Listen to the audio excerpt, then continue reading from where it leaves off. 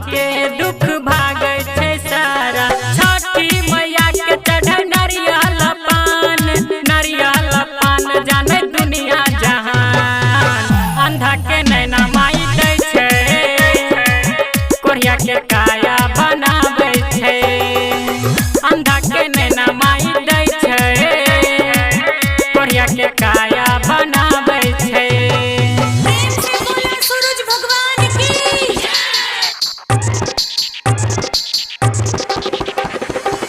अंधा के नैना माई दै छे, कोढ़िया के काया बनावे छे।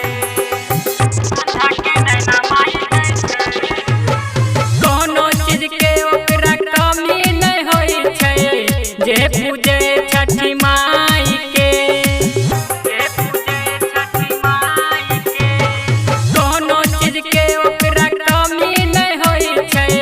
जे पूजे छठी माई के, माई कृपा से सुना हो भैया, सबके इच्छा होई छे पूरा।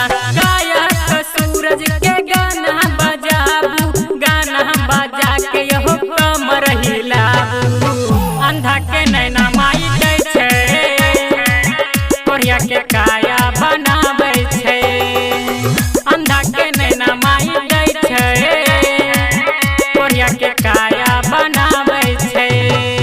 Recording studio public music Dudhpura बाजार।